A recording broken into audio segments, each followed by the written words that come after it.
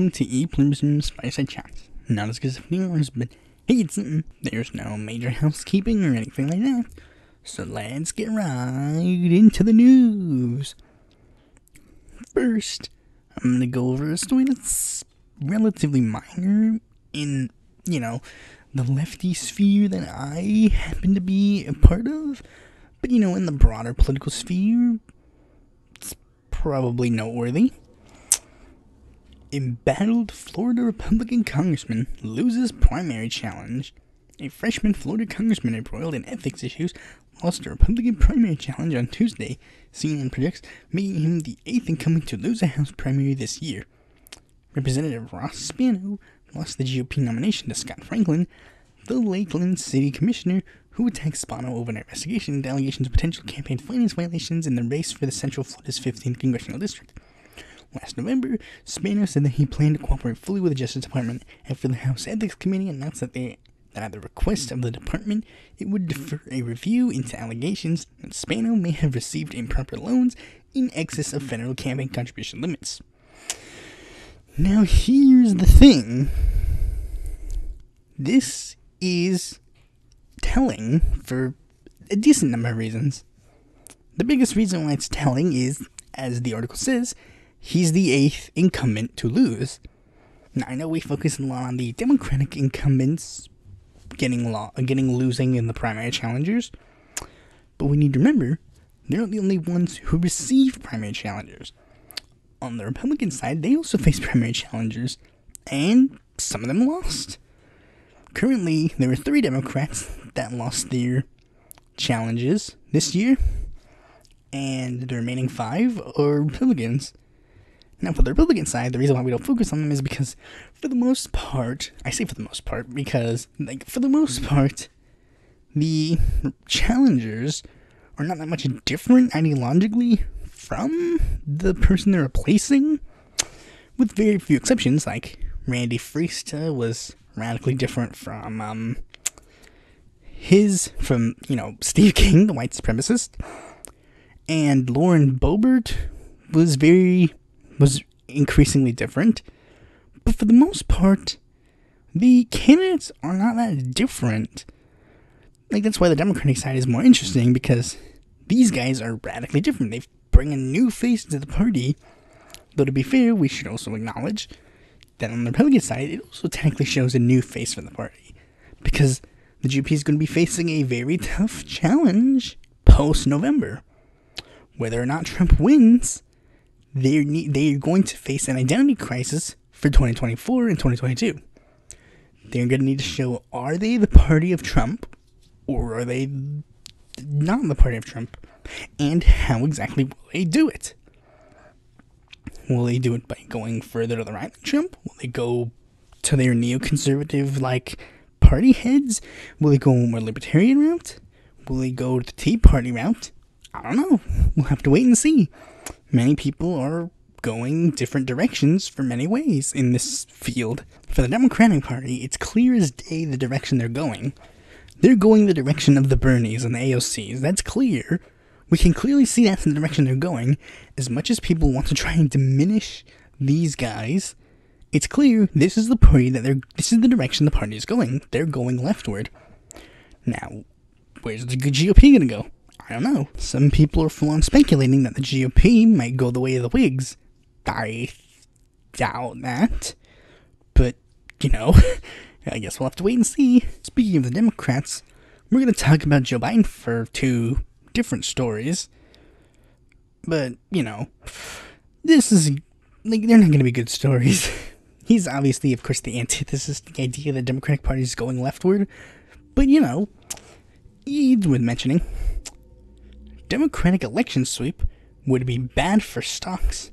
Biden backer Mark Larcy, billionaire investor Mark Larcy, told CNBC on Wednesday that U.S. equity markets would be troubled if Democrats took control of both chambers of Congress and the White House in the November election. I don't think it's going to be good. If the Democrats sweep, you're going to have a lot more regulation. You're going to have higher taxes. I just don't see that as a positive thing for the market, Larcy said on Halftime Report. Larcy, co-founder of and CEO of Avenue Capital, is a longtime Democratic donor. He raised money for Hillary Clinton's 2016 presidential campaign and had initially supported Senator Kamala Harris in the Democratic primary. He began to back former Vice President Joe Biden in December after Harris dropped out of the race. Biden, who officially became the Democratic nominee Tuesday, recently chose Harris as his running mate.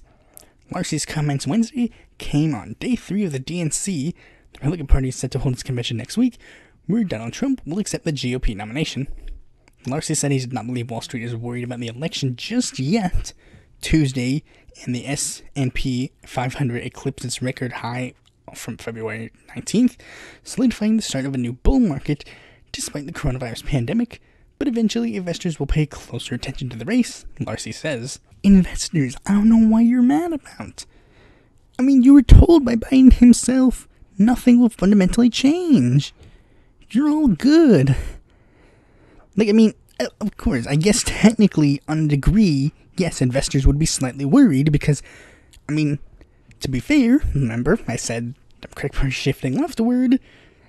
The regulations might be a lot more strict than they were going to be had Democrats not had the likes of 3 primary wins and the squad. This notion, I guess, would also kind of feed into the Republican scare tactic of, like, Biden is a hardcore Marxist. See, he's scaring our investors. And it's like, what? He's not.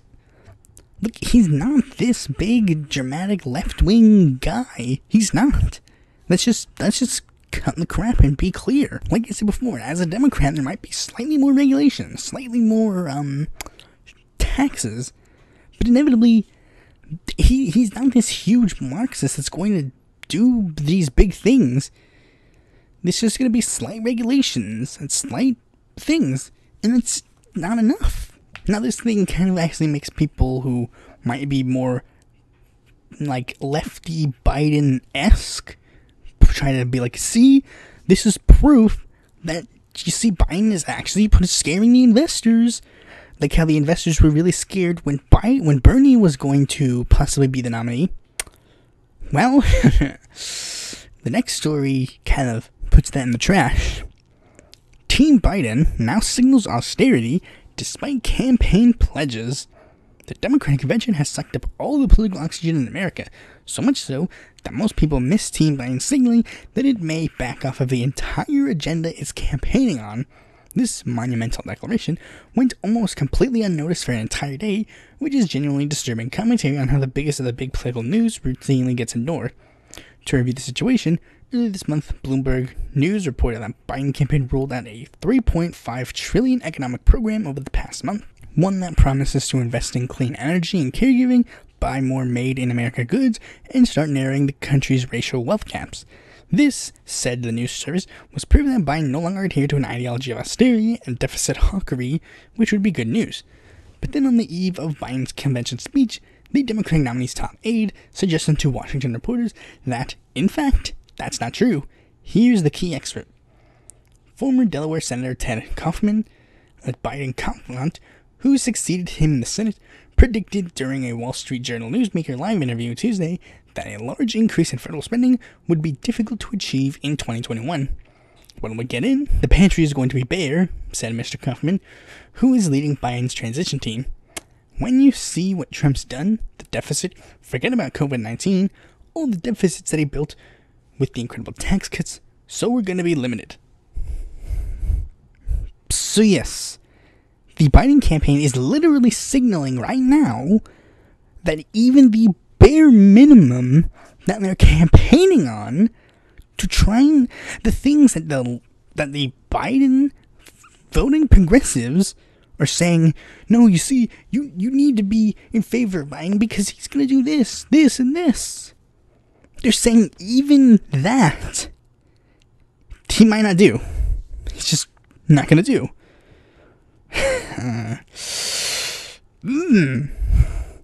You can't even win the basic stuff. How can you not? Forget this. Forget the whole friggin' deficit hawk.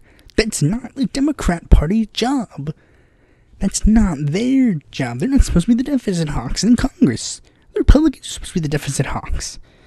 This is why libertarians don't even like the Republican Party, because they're not even deficit hawks. Even the slight thing that would have made me think maybe I should potentially bite the bullet and vote for Joe, just for the potential that this might be a possible thing that could happen. I was literally laughed at. They're like, someone told me literally, when Biden spends trillions of dollars in protecting the earth from climate change, and it shows me crying, but it's clearly that's not going to be a thing anymore. We're literally in topsy-turvy land sometimes. Here's literally topsy-turvy land right now. The Democrats are trying to push away the left vote, whereas the Republicans are trying to get the left vote to go to the Democrats. Because I see all these political cartoons and these political pundits trying to say oh, Biden's this super leftist Marxist guy. He's a tool of the radical left of the Democratic Party. Meanwhile, Biden himself and the Democrats, they're literally doing everything to shoo the left away. The Democrats, it's they're trying to lose. And believe it or not, when I say that, I just mean that they're terrible campaigners, and I don't actually believe that they're campaigning legitimately as if they're going to lose. Some people legitimately do believe that the Democrats legitimately try to lose their elections every single time so that they'll stay in the minority. To be fair, that is technically possible, but improbable to BH. I say that because it's very easy to be in the minority with no power, because you get to bitch and moan all you want, but you don't have the ability to change anything. I'm a lefty podcaster in America. I don't have that many power to BH. Okay, now we're moving on to the next story. In surprising endorsement that Royals party's left wing, Pelosi throws support behind Kennedy. House Speaker Nancy Pelosi endorsed Representative Joseph P. Kennedy III Thursday on his primary challenge to incumbent Senator Edward J. Markey, a surprising move that immediately roiled the party's left wing while providing the challenger with a boost in which polls suggest is in a neck-and-neck race. In her endorsement, Pelosi emphasized the campaigning Kennedy did during the 2018 midterm elections, which she credited with helping Democrats secure control of the House. Never before have the times demanded we elect courageous leaders as today, and that is why I'm proud to endorse Joe Kennedy for Senate. Pelosi, who served more than a quarter of the century with Markey in the House, said in a video announcing her support for the 39-year-old challenger.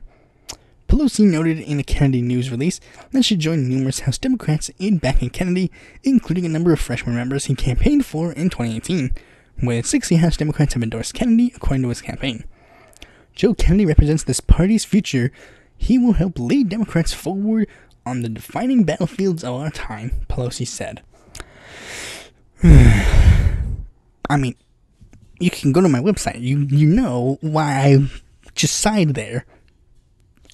Of course, I 100% disagree with Pelosi. She's backing the not correct candidate. But the biggest reason why people are bitching and moaning, for quite a few reasons. For starters, one of the top Democrats in the House of Representatives is currently he's putting her nose in a very big race. Now here's the thing. Technically, top Democrats are kind of sort of forbidden from endorsing. If you're a speaker or, Senate Majority Leader, Minority Leader, or the President and other things, you're technically forbidden from endorsing in certain races.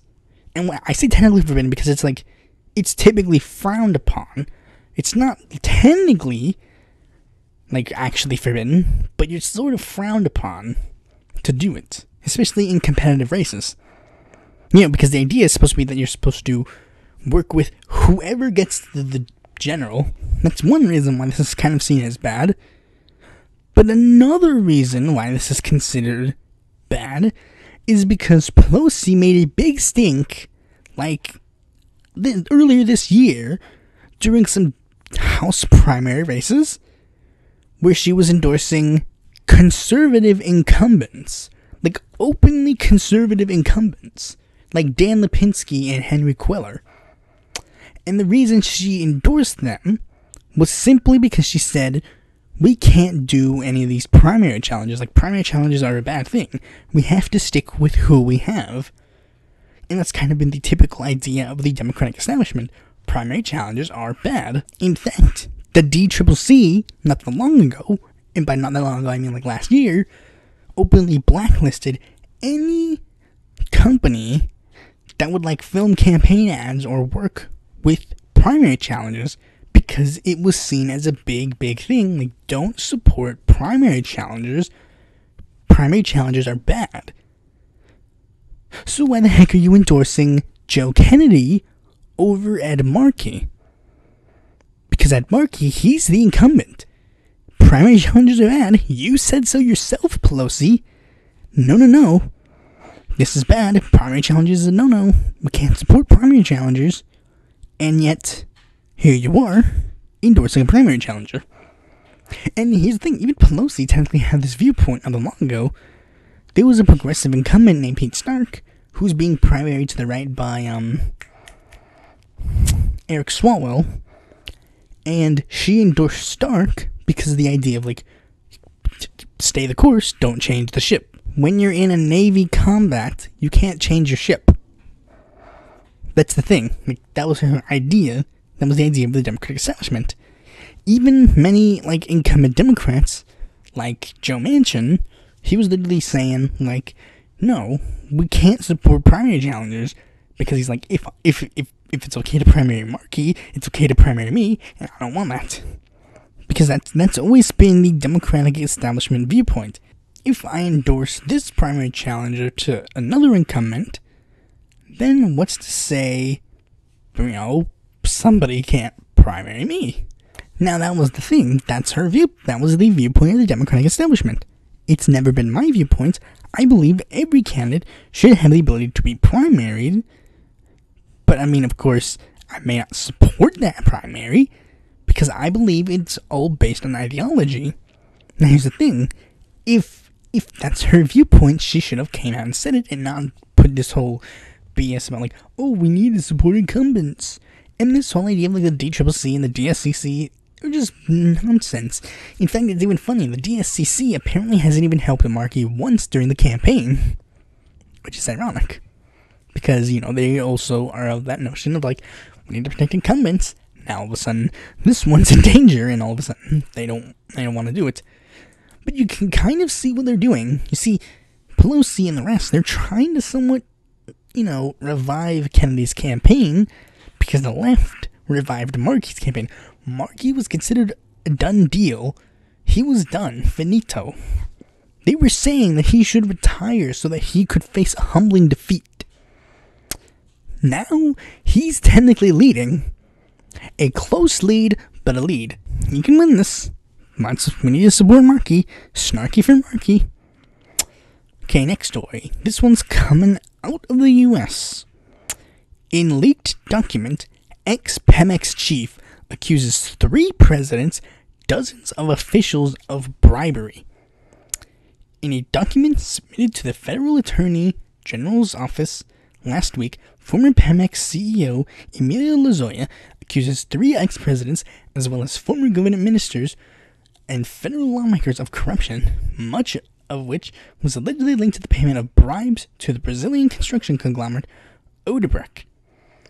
The 63-page document, submitted to the FGR on August 11th, leaked to media outlets on Wednesday, makes explosive accusations against ex-presidents Enrique Peña Nieto, Felipe Calderón, and Carlos Salinas Gortari, as well as former cabinet ministers including Luis Videgaray and Jose Antonio Meade, and several former National Action Party lawmakers, including 2 who are currently serving as state governors.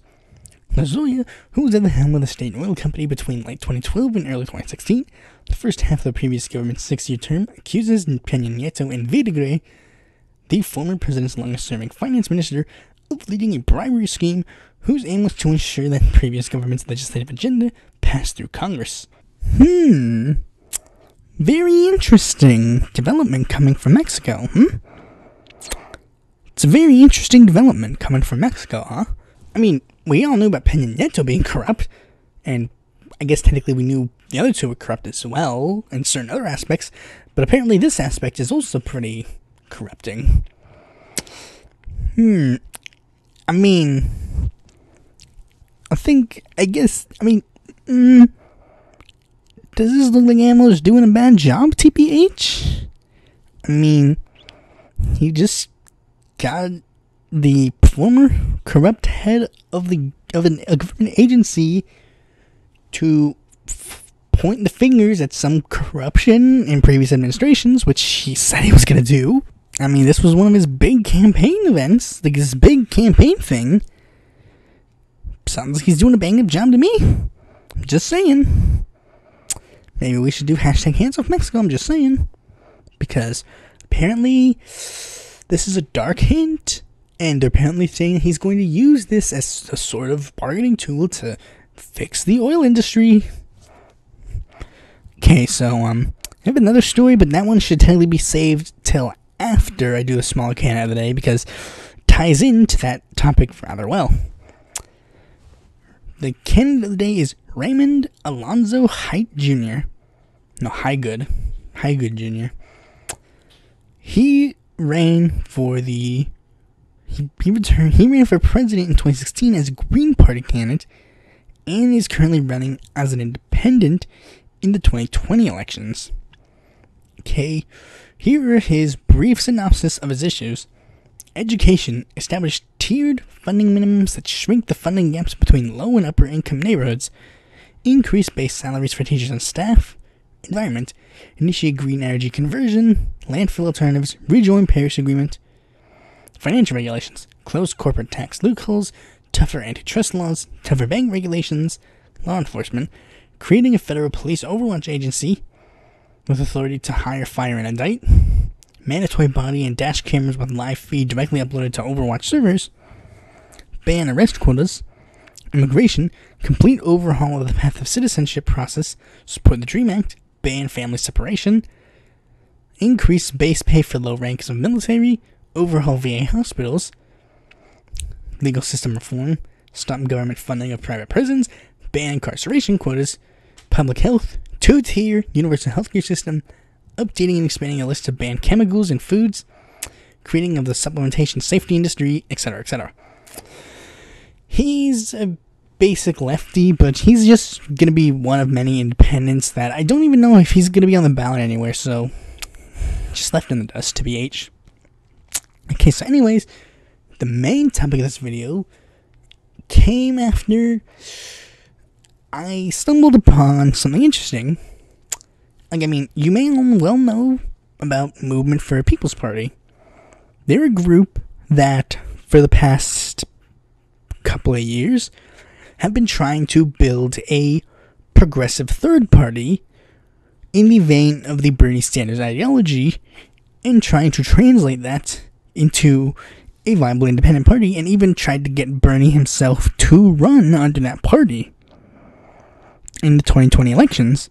For the most part, they really stayed some sort of advocacy group, claiming that they were trying to build up some sort of base. They would appear on stuff like Jimmy Dore, Lee Camp, RT America, other shows on there, Progressive Soapbox and all that stuff.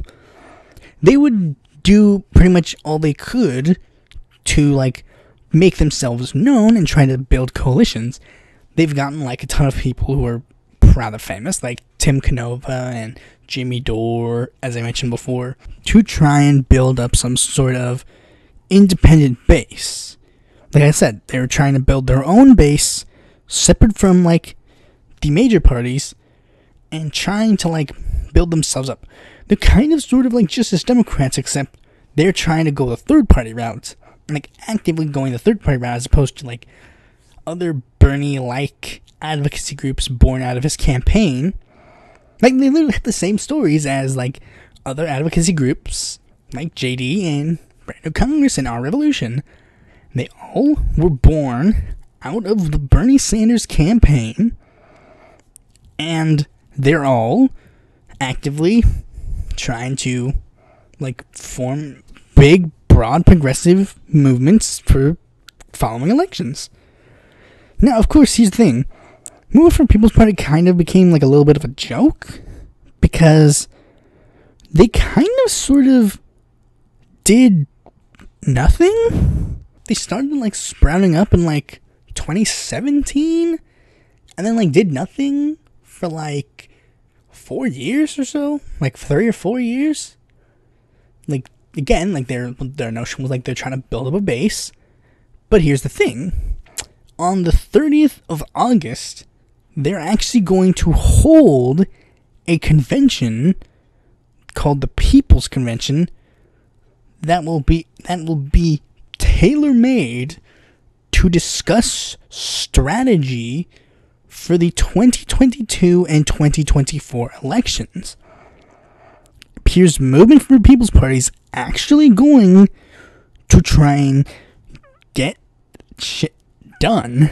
And a little bit before that, Our Revolution Los Angeles announced that they were going to be joining up with Movement for People's Party because they've been trying to form coalitions with like other movements like Poor People's Campaign, Women's March on the Pentagon, 0 Hour, Boycott Disclose Berries, Hands Off Venezuela, No to NATO, and formed like, and they have gotten like very prominent allies like Cornel West, Abby Martin, Oliver Stone, Chris Hedges, Jimmy Dore, Graham Elwood, Nick Brana, who is leader of the movement, John DeGraff, who's the current VP nominee of the Brandon Roses Party, Cindy Sheehan, and like Ron Placone and Steph Zamorano, Jamal Thomas of Progressive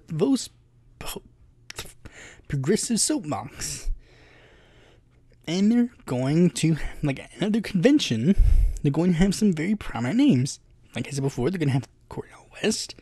They're going to have Jimmy Dore, you know, 2 leaders in the movement.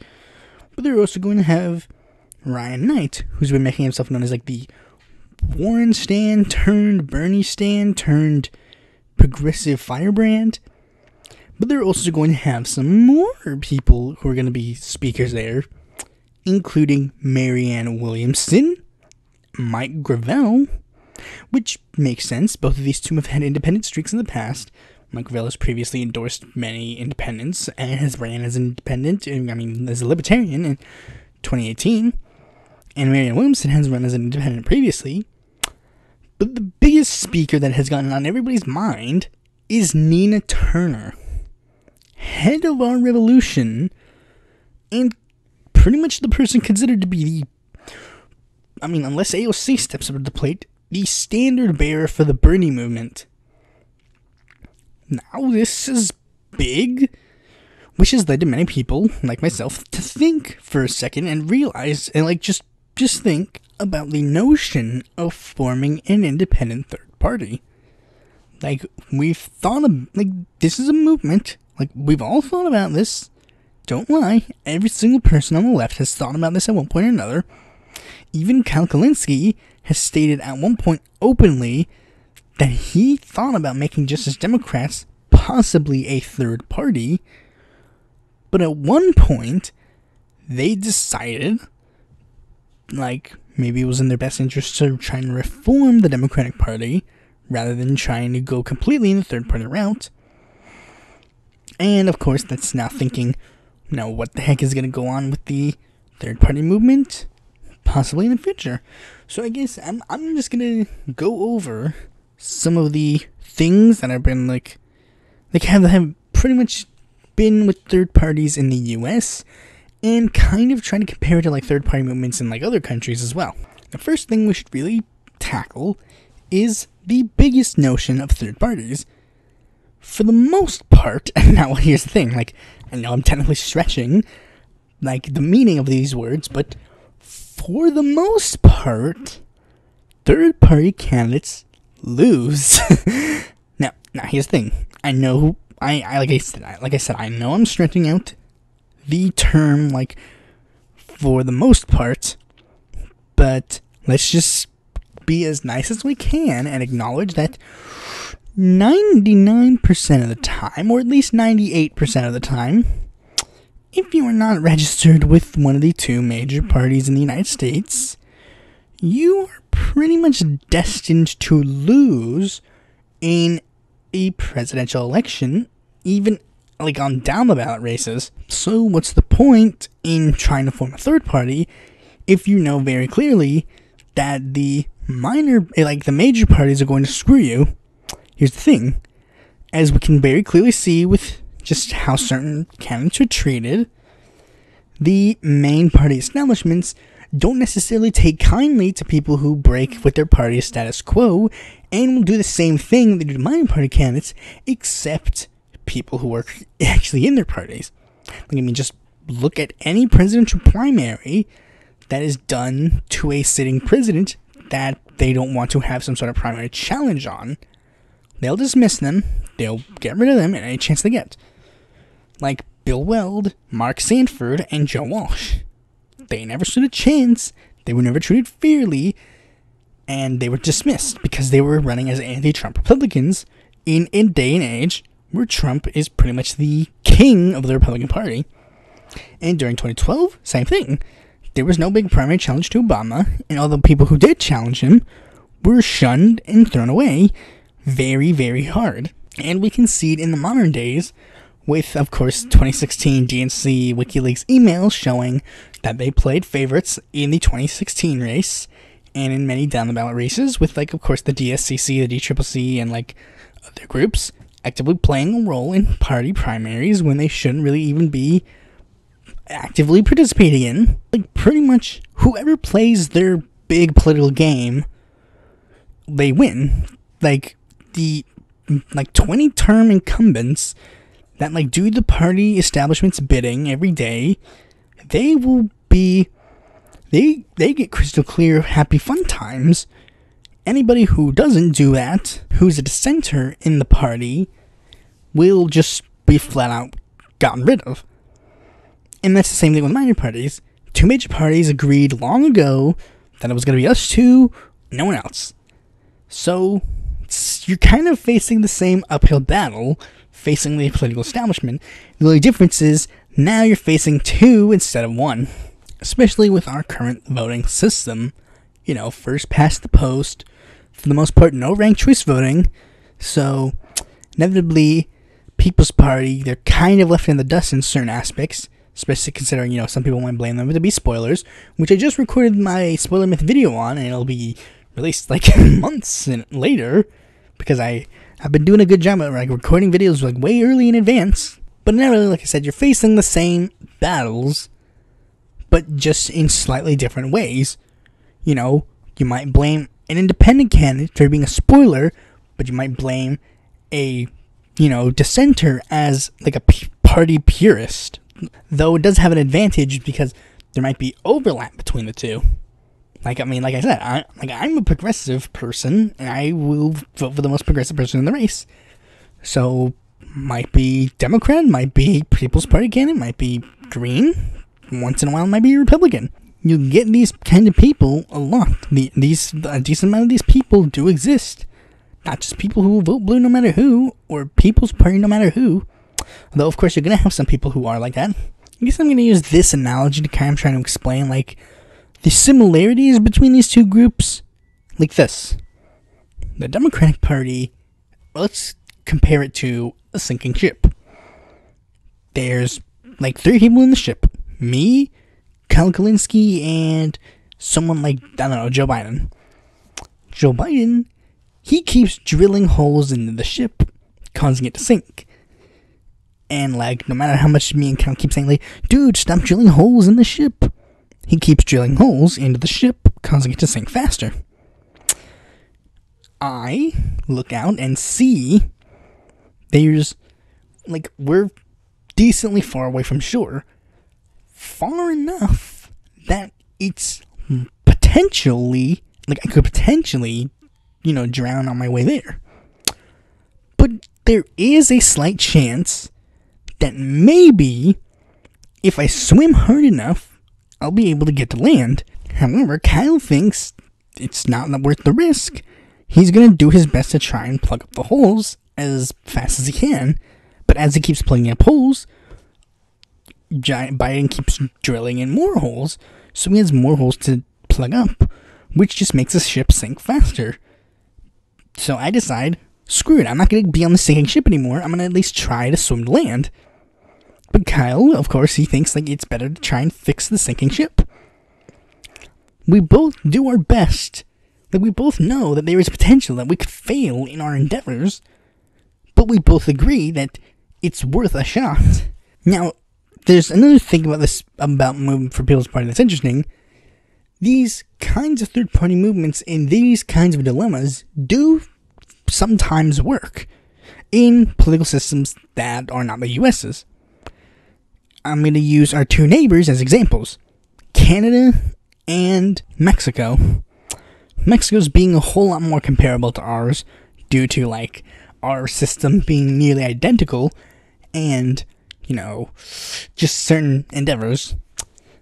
Canada, they formed the Commonwealth, the Confederation movement, something like that. The party that eventually became the NDP. That party was formed to give a decent left-wing party in the Canadian political spectrum to combat the Liberals and the Tories. And that party, of course, grew to being the third largest party in Canada. It was a long shot, but it worked. And Mexico did a similar thing with similar ambitions. AMLO took a political movement that grew out of the 2012 presidential election, the Yo Soy 132 movement, which was a political movement that was favoring of like democracy and such. He took that political movement and then translated it into a new political party rather than channeling it into a currently established political party due to party differences. And lo and behold, it became the party of Morena, which is now the largest political party in Mexico's legislative branch and currently holds the presidency. Of course, that's the model that the People's Party kind of wants to rip off. Now, of course, their name, of course, also implies they want to take another model. The model of the People's Party of yesteryear. No, not the Benjamin Spock one, though I will admit, they probably like that one too. I, of course, mean the William Jennings Bryan one. But this is the bigger thing that could potentially happen with a potential third-party movement. That kind of mass third-party wave could potentially lead to the Democrats forming some sort of coalition with the People's Party. It might be literally like the old People's Party. The People's Party goes solo for the first election. Then they pretty much take over with this huge base that they have formed with this big election. They gobble up the Democratic Party and then pretty much reform that party to be theirs, which is what William Jennings Bryan and the old People's Party did. They turned the Democratic Party into their party, at least for some aspects. They got their big issue passed, but of course, Democratic establishment just moved on to like different political issues that they needed to like keep. Now that point kind of leads me to another issue that might arise with the People's Party. Coalitions. The biggest thing that the People's Party has done, it's kind of ticked left, like third-party advocates off. Because many third-party groups have been saying, why form a brand new left-wing political party when you can join ours? Green Party has said this, PSL has said this, PFP has said this. Even while the People's Party was trying to like do this whole thing of like, oh, we're forming a base, a new movement for a national progressive party that would sprout out of the Vermont Progressive Party formed, and now it looks like they're going to be in some sort of like merging. This is an issue, and why the People's Party needs to be strategic. The People's Party, what they should have been doing for these 4 years, and they might have been doing, but rather than just being on like these big news networks, they're big news networks, but like, rather than just going on Jimmy Dore and RT and just saying like, we're forming a People's Party, they needed to go to these other left groups and try to get this idea of left unity done. Make the People's Party this huge multi-tendency group. Get all of these lefty parties together, or at least try, because I know for a fact that it's going to be hard. Literally, all these, like, seriously, I'm just going to be blunt. A decent amount of these left-wing parties, they literally split from each other, literally because they disagreed on certain aspects of certain aspects. Like, for example, they might be like, oh, we support Castro, but we draw the line at Mao. Or, we support Mao, but we draw the line at Xi Jinping. We support Xi Jinping, but we draw the line at North Korea. Or something like that. They'll do that. PSL formed out of the Working World's Party, which formed out of the Socialist Workers' Party, which formed out of the Socialist Labor Party, etc., etc. All these groups, I mean, they kind of formed out of the Socialist Party and Socialist Workers' Party, I mean, Socialist Labor Party dissidents, but basically, all these groups kind of, like, draw differences between them. They always split off and form different groups. Now, that can be an issue when you're trying to call yourself the People's Party. When you can't unite the people, it's a little hard to call yourself the People's Party.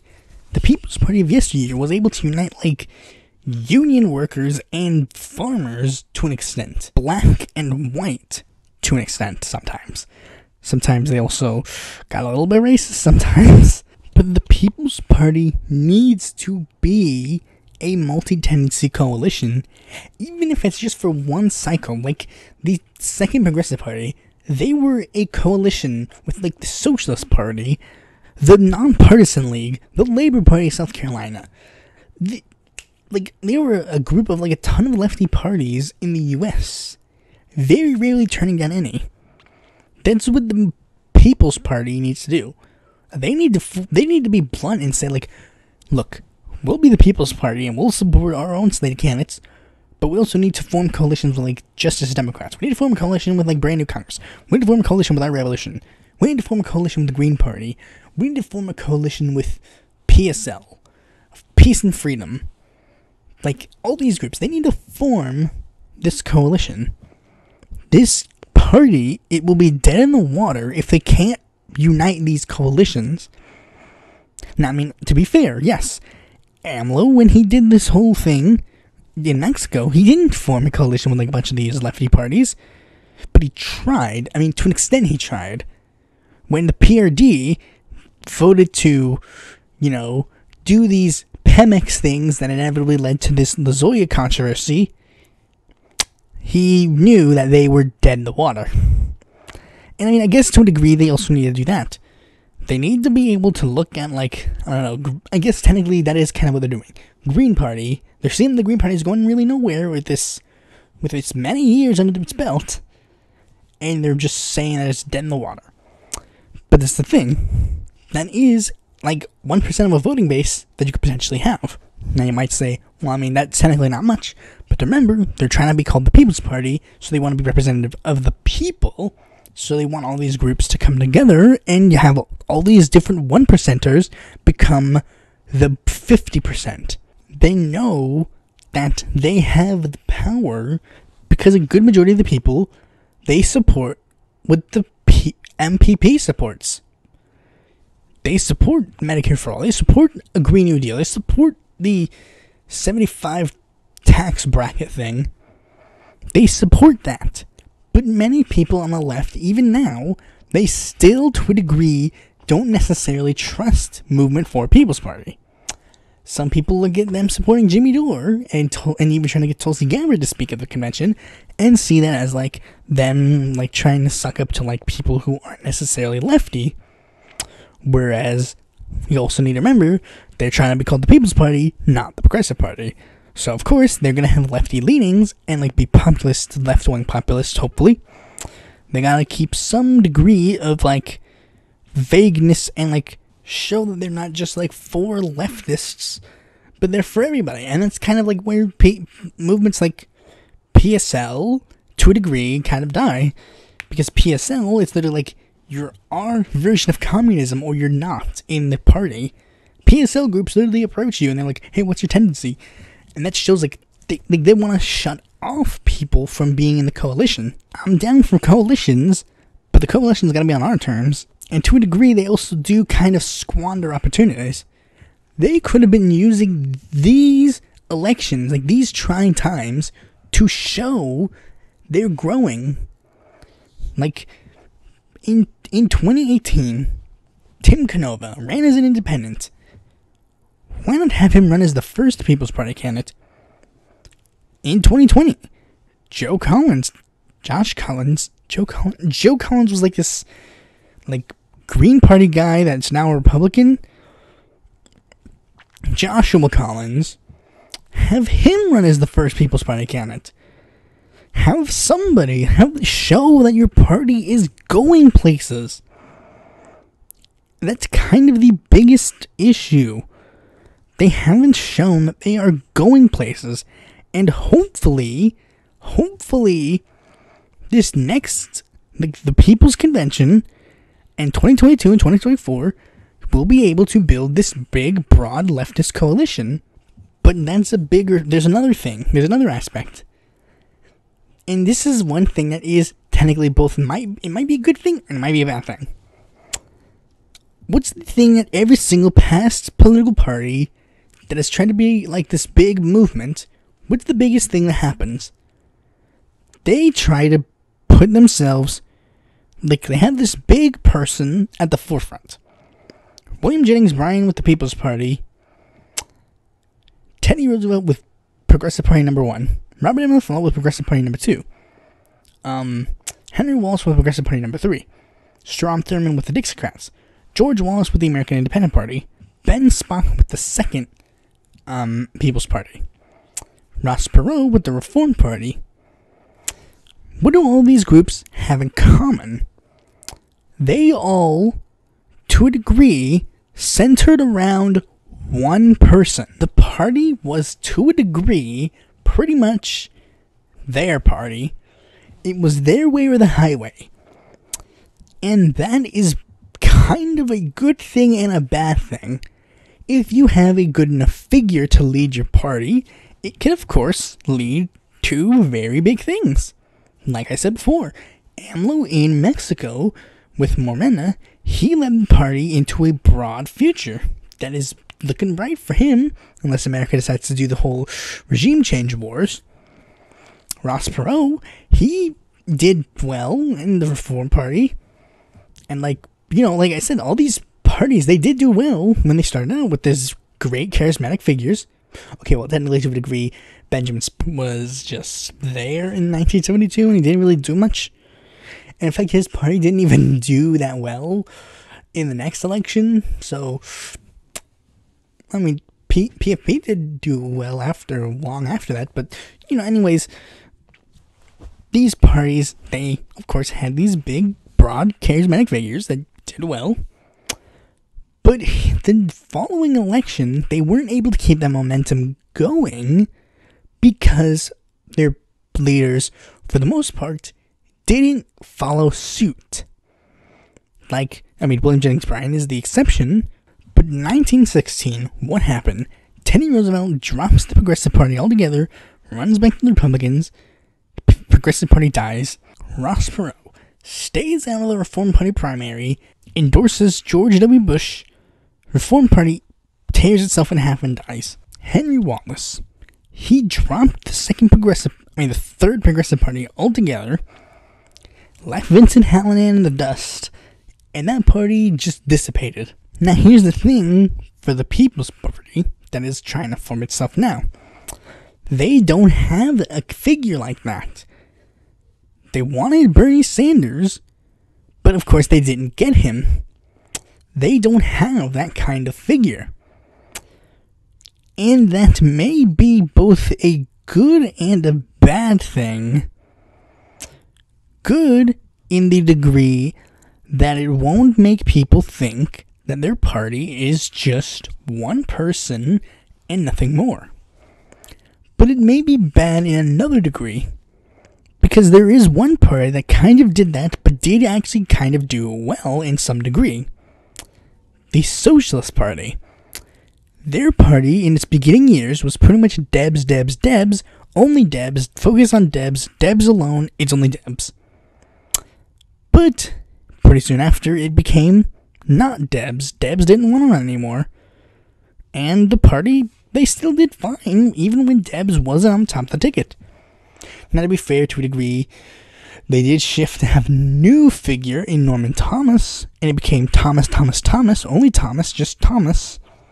But, I mean, that party, look at it, they had 2 congressmen. It's a lot more than certain other parties in certain degrees. It's good and bad, because like I said, it could not lead to them having as big of a spike, but it also can prevent alienation. Because, for example, say you're really trying to get that, Republican who really wants Medicare for all, because those voters do exist.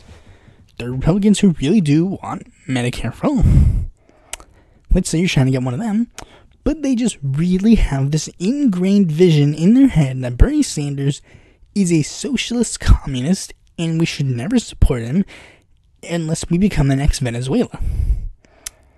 That's good that he's not the sole figure of the party, because, it could drag any potential broadening your horizons back. Now, of course, this will 100% go out of the window if the People's Party announces a presidential candidate, because that person will be seen as that sort of figure, because they'll be technically them putting their quote-unquote best foot forward. Basically, the one takeaway from this video you should really be getting is that it's gonna be hard anyway, and it's best to just see where this goes. I'll be glad to support certain People's Party's candidates in certain races. Like, for example, if they run in California District 17, which is Rocana's district, I believe, I ain't gonna be supporting them no time soon. If they run a candidate in North Carolina's Senate race, and it's like, I don't know, John Edwards versus Pat McCrory, I'll be supporting People's Party guy 100%. But we need to just see where it goes. We need to see, will this become a new Morena? Or will this just become another factor that we'll be looking in the history books and say, well, that was a fun experiment that happened at one point. That's all I gotta say. People's Party, good luck and try to do something. Thanks for watching this video. Be sure to like, comment, subscribe, and click that bell to be notified when a future video might comes out. And if you're interested in more content from me, you can go to my website or follow my Facebook, Twitter, or Quora, join my Discord, or check out my articles on the Independent Political Report.